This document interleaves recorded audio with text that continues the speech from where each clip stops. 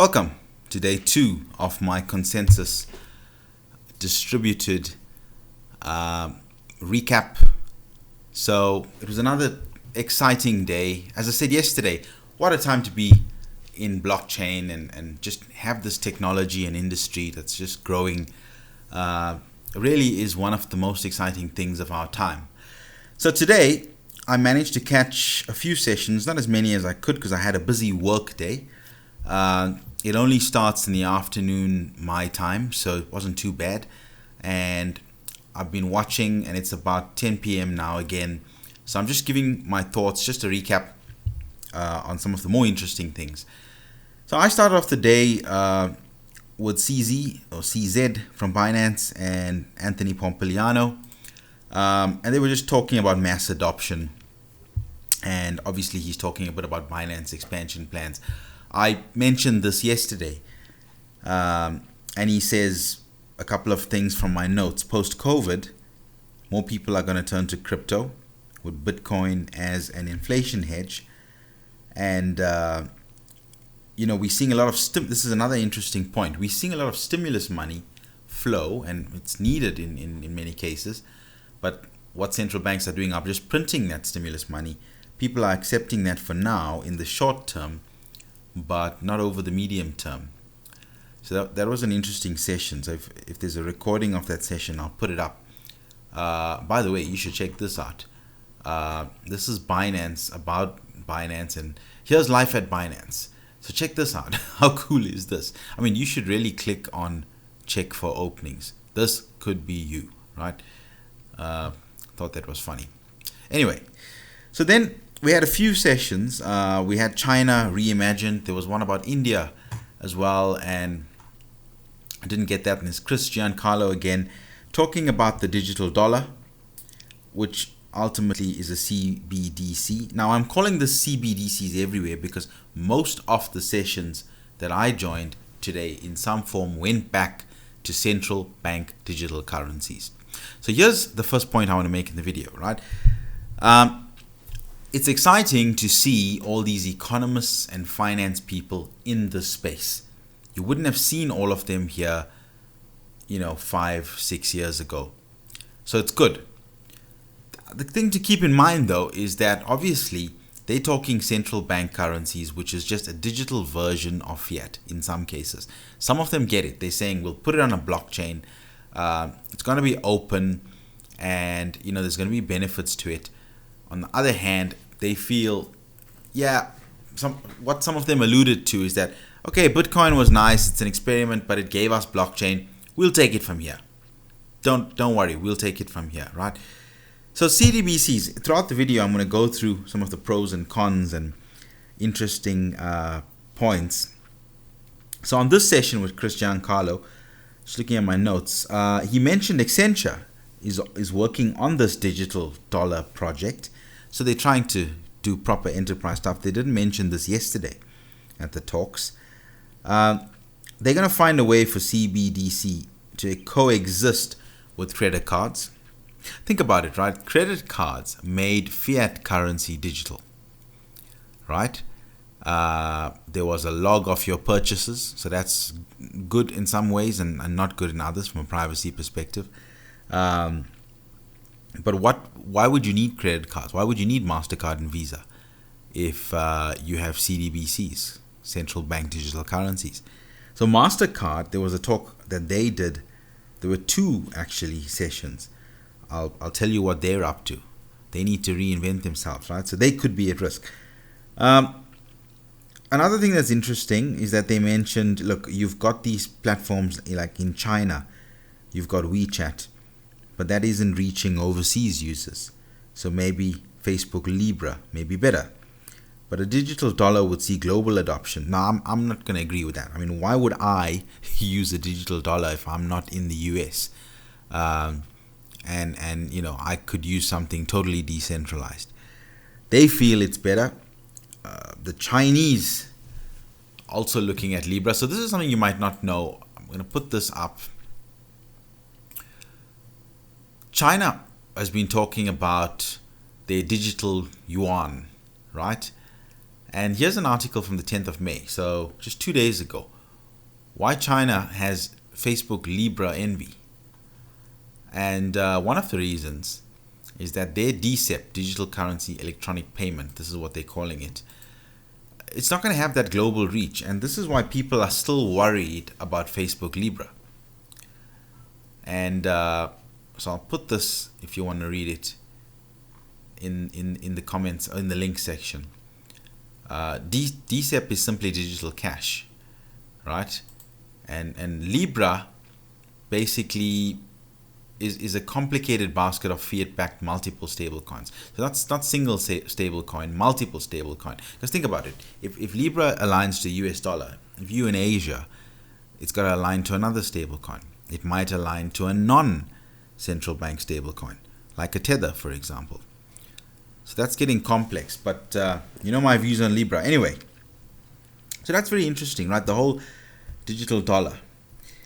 Then I'm going to skip through the sessions that were boring. So there was a really good workshop. It was 3 hours long. I caught a little bit here, had to go to meetings, then came back into it. The future of fiat. And I mean this was basically the same thing, right? The opening salvo from this, the emergence of Libra and China's DCEP has stimulated an unprecedented interest in digital money by central bankers around the world. But let's face it, nobody really knows what they're doing. Well, I'm glad they admit that. Or what the outcomes will be. We attempt to answer some of the pressing questions through case studies on retail and wholesale CDBC projects. So this was very interesting for me, a bombshell. So they had a guy from Mauritius, Central Bank of Mauritius. They had Loretta Joseph, Lord Meghnad Desai. There's her name for you. Advisory Board Chairman for OMFIF. But they had a guy from the Marshall Islands. If you've never heard of the Marshall Islands, this is going to be very interesting, right?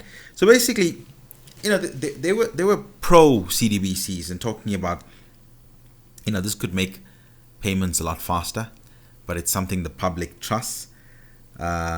Once again, will there be a need for credit card companies, right? The COVID crisis has accelerated central bank interest in CDBCs. So they were looking at this, especially after the 2017 Bitcoin run, I suppose. But now there's probably a bigger need for it to get monetary supply to people quicker. A comment was made about banking the unbanked. So there's two things I want to talk about, right? So firstly, crypto guys, and we've got to be fair and take into account all aspects. So firstly, when you look at people talking about going off the gold standard, I mean, I agree. You don't want a currency where it can be printed at will. We're seeing that now. But I also do a lot of reading into supply side economics, into Austrian economics. Remember, the concern at the time, you have to understand, was that the US was, I'm not defending it, but that the US was running out of gold. The foreign trade partners, there was an agreement at Bretton Woods to redeem gold at, I think it was $35 per ounce. And there wasn't enough money supply. And many economists felt that you need to expand the money supply to grow the economy. You need to put cash in people's hands. If there's only so much cash and you've got all of it, I don't have any cash. How do I start a business? How do I run a business? So a controlled growth, that's the key word, a controlled growth of the money supply. Put money in people's hands is actually what's needed. It's not just nice to have. So that point came up again in one of the talks, talking about central bank digital currency. It was very interesting. Now, the other thing was, when you look at crypto, the bankers talk about banking the unbanked. I do a lot of work with banks. Banking the unbanked. Go after that market. In Africa, it's a massive market. And crypto people talk about unbanking the banked because we want to break free. So there's a bit of a clash of ideologies there. And a lot of these central bank guys were shooting down crypto today and saying, look, you need to bank people because your cryptocurrencies can't reach Africa. You need the internet. So look at that. Without the internet, crypto cannot exist. And I was very happy that somebody in one of these talks actually jumped in immediately and said, look, don't go to Africa and knock them, because they find ways. One of those is M-Pesa. So M-Pesa, let's just go here to the Wikipedia article. M-Pesa is actually mobile payments. Africa leapfrogged the world, and it was due to necessity. Necessity facilitates innovation sometimes. Here's a Nokia phone, right? Many of you in the West won't believe this, but on this old Nokia phone, there was mobile banking and mobile payments with something called M-Pesa. And I've met people who were involved. One of the guys who was the CTO, he now works for Microsoft. So I had long chats with him as well. So these guys saying, well, you don't have access to the internet in Africa. I'm sorry, you'll be surprised at what emerging markets sometimes bring about in terms of innovation. So anyway, coming back to that, on that note actually was the Marshall Islands. So the Marshall Islands made a big announcement that they currently don't have a central bank. They don't have a currency. They're too small. They use the US dollar. But it's perfect, because now they've got nothing to lose. They are going ahead with the Central Bank Digital Currency. I'm going to talk about that at the end, because since you're a loyal viewer of my channel and you hit like and subscribe, I'm assuming I'm gonna share something very very nice, a bit of a giveaway potentially. Okay, coming right at the end. So we then had the MasterCard guy coming through and talking about what they're gonna do. We had some comments like, between Libra and CDBCs and stable coins, how are they gonna fight with each other? There was one comment which just blew me away, where one guy was talking about, is money too private? I mean, listen to this. I'm going to try and play this, hope the audio works. I probably saw there was some refreshing honesty yesterday from Larry Summers when he talked about how, money's already too private, and then we could almost say we need to go sort of in the other direction, and that, that usually one of the sort of the advantages of this whole idea to fight against some of the money laundering and terrorism. Yeah, the money laundering and terrorism. Right. So the one argument was crypto needs internet. The other thing, constantly, you heard from some of these guys were, money laundering. I mean, let's just be honest here, right? So fiat currencies are used in money laundering, unfortunately, and digital fiat currencies will probably also be used in money laundering. Yes, Bitcoin was used for money laundering purposes and other illegal activities. That's now gone on to things like Monero. I don't know what the balance is, but I'm just saying we don't want a situation where all the privacy is taken away. So what that balance is, I'm not sure at this point. I'm going to close this down. Here's a discussion on the CDBCs and stablecoins. So firstly, they said, if stablecoins are pegged to the US dollar and I've got a digital CDBC, digital US dollar, why do I need the stablecoin anymore? And then somebody else fought back and said, stablecoins can be used multi-country. This is the point I made earlier. Have a listen to this. Hope the audio is great. One last question. It's kind of a yes or no question, so we're going to speed round here. Are CBDCs in competition with stablecoins, yes or no? I guess you could give me a sentence. Why don't we start with you, Ken? Yes, so stablecoins have become a center of attention for central banks as a result of the emergence of stablecoins. So they don't fulfill exactly the same functions, but they are clearly really cool. Dave? Yes, although stable coins are much more interactive around different jurisdictions, so they can be used for settlement across countries, where CBDCs are currently not posited for that function. Exactly what he said. So, I mean, as I said yesterday, that's why I think in emerging markets, people like stable coins. they can store money temporarily in stable coins. I just, there's been controversies over Tether, and if we get a proper decentralized stable coin, we don't know if Tether has the dollar supply that backs it. I don't know how you do a decentralized stable coin and link it to fiat.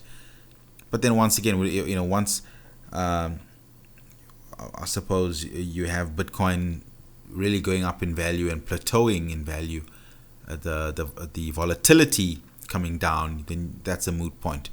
You wouldn't need that. So that was the one thing. And then another thing was a big announcement. I'll come to this in a minute, right? So a bit more on the CDBCs. It was mentioned that, look, the average person who's not a crypto person values the three traits of money, which is essentially, money is a medium exchange, a store of value, and a unit of account. CDBCs will be those three things, and one or two of them implied. Crypto falls a bit short, and there's that interoperability mechanism for multinational settlements. So that's great, right? But then once again, if you're putting fiat currencies into CDBCs, and now you're going to talk about, we're going to build an interoperability mechanism, you're just building another SWIFT. You've got SWIFT already. So it's like you're just taking the current system, making it digitizing it, and taking away privacy, because cash is private. So there's probably pros and cons. Maybe I'm being a little bit negative, but let's see where we go with that. There were a couple of other sessions, one about First Mover, where the guys talked about mining, and if you're really into mining, it was very interesting. There was a guy from Bitmain there. They were talking about whether the hash rate was dropped. I did check, I'm not going to bring it up, but the hash rate didn't drop since the halving yesterday, so that's going to be quite interesting. Then one that I really enjoyed was the state of the enterprise blockchain. We had Hyperledger guy there. We had that's Brian Behendoff. We had Todd McDonald from Corda. They spoke about the Marco Polo network, which is a trade finance network, and I spoke about that in my session at Blockchain Africa. I referenced this yesterday. I don't think I had a slide on that, but yeah, trade finance, a massive use case for enterprise chains, and MasterCard and Marco Polo had this partnership. So MasterCard looks to be moving into blockchain in a big way, and they want to do stuff specifically around supply chains, right? So these are the type of partnerships they're doing. As I said, if central banks go to digital dollar, why would you need a credit card company, especially where there's a dependency on them? So they're looking to disrupt themselves before they get disrupted potentially by central bank digital currencies or things like Bitcoin and crypto. So that's very interesting. What was made was an announcement which was great, which was Kaleido and Corda, and this is around enterprise blockchains, and it runs on Azure, and they spun up a multi-cloud node. Let's just play this, and I think it's just a minute. For the Corda user base today, they can go, as of now, it's live on Kaleido. You can spin up your own network, and you can get going with all the services that Kaleido has in the box, or all the consortium capabilities that we were talking about around B2B collaboration and governance, really critical for success. Digital assets as well going forward. And this is an enterprise-grade platform, which I think reflects the maturity of the overall market as well, that solutions like Kaleido now are ISO certified and have disaster recovery built in, key management, and all the things that enterprises must have. I'm going to show you real quickly what this looks like to select a set of regions across AWS and Azure. So he does a demo. Create a physical environment, now selecting Corda. This is a dev environment. And it's multi-node. So he spins it up on both blockchains, both clouds actually, which is very interesting. So if you feel enterprise blockchains, you don't want it on one cloud. You might call that centralization, but enterprise chains don't have that problem generally. We had John Walpott talking about enterprise chains, mainnet as a message bus, saying that enterprises that engage in consortium chains. This was something I spoke about in my talk. There we go. Process that crosses trust boundaries. You have multiple parties, intermediaries. You don't want one intermediary controlling the single source of truth. And you have a process that's low value, manual verification of steps, so you can automate that. So John Wolpert was saying, think about message buses, baselining. It's not just about putting assets, tokenizing assets onto a chain. It's not just about processes. You may want enterprises to synchronize their state and stay in sync. And he's right. When you think about it, it makes a lot of sense. Then there was Ken Moore, MasterCard. I talked about this already. Okay, so basically, just a quick wrap up before I get to the cool stuff, the Marshall Islands stuff, right? So a lot on the CDBC stuff. I found it interesting, but I also found them being a little bit defensive. What I really enjoyed was the enterprise blockchain stuff, which is very close to me. Myself having spoken at international events on that. So that was my take from the sessions that I got from day 2. Now the big announcement is that the Marshall Islands, as I said, is going ahead with SOV. SOV, store of value. No, it's actually sovereign. There we go. Although it should be a store of value. Now, where is the Marshall Islands? Check this out. Here's the Marshall Islands. I'm going to zoom out. And there's the beautiful globe. And that's literally the middle of nowhere. It's probably the most isolated place you can find. The closest place is Hawaii, but that's like a few thousand kilometers, maybe 2,500 kilometers. So it's even further away from the US and Papua New Guinea. And if you look at it, you can check it out. I mean, it's beautiful. You'd want to go there, right? Marshall Islands. It's basically a collection of atolls. Now, the cool stuff, because you're a loyal viewer of mine, sharing this with you, you can pre-register for the issuance. How cool is that? Now, you might think, okay, well, it's obviously if you're a Marshall Islands citizen, but no, you can change the country. I did it, and they sent me a mail saying you're in. So go and do it. I'm going to put this link, since you're watching my video, I'm going to put this link there, and go and do it. And hey, we don't know if it's going to be valuable, if it's going to take off. Worst case, I mean, look at this place.